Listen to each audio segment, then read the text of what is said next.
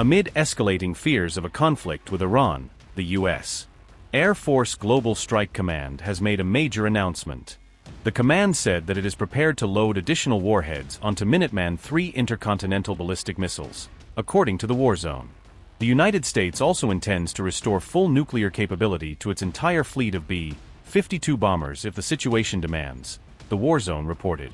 At present, the U.S. maintains 400 active Minuteman III missiles, each armed with either a W-78 or W-87 nuclear warhead, according to official reports. Out of the Air Force's total of 76 B-52H bombers, only 30 are currently configured to carry conventional munitions. This configuration aligns with America's obligations under the New START Strategic Arms Reduction Treaty. The United States and Russia signed this landmark nuclear arms control agreement in 2010. The treaty set limits on the number of deployed missiles, bombers, and nuclear warheads allowed for both nations. However, the agreement expired on February 5 without any new follow-on deal to replace it. An AFGC spokesperson said, quote, "The conclusion of New START allows us to streamline our focus and dedicate more resources to our core mission, ensuring a safe, secure, and effective nuclear deterrent. This managed transition enhances our operational readiness and our ability to respond to the nation's call."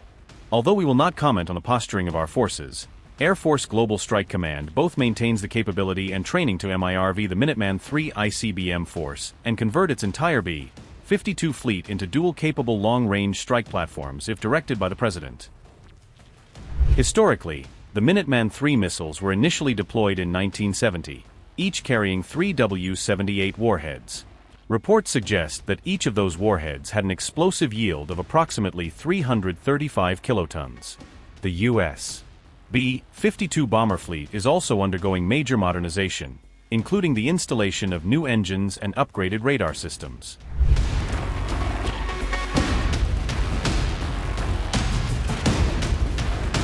This strategic shift comes as the United States strengthens its defenses in anticipation of a possible confrontation with Iran.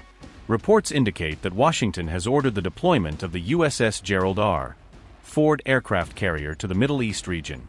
The Gerald R. Ford and its carrier strike group have been directed to move toward the Mediterranean Sea, according to defense sources. Officials said the addition of this extra carrier air power would give the United States more options to sustain air operations if a conflict arises. The USS Abraham Lincoln is already stationed within the U.S. Central Command's area of operations in the Middle East. Iran has warned that the presence of a second U.S. carrier in regional waters would represent what it called a definite step towards war, according to reports. Tehran has also threatened to close the Strait of Hormuz if the United States launches military strikes against Iran. A senior Iranian official stated that a war with the U.S. would throw global energy security into chaos. Approximately one-fifth of the world's oil supply passes through the Strait of Hormuz every day, reports noted. Any closure of this strategic choke point would disrupt global energy markets and cause a sharp increase in oil prices.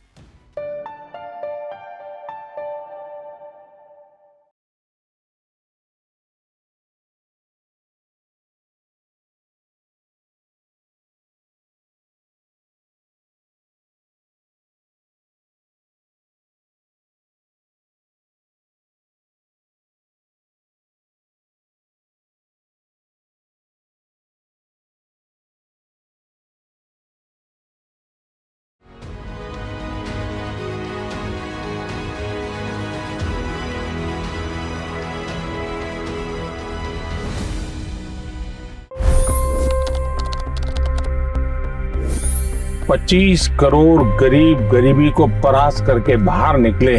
For the good of our nation, let's work together and let's truly make America great again. The fastest news breaks. Requested PM saying that look, you will have to speak to Putin and to Zelensky.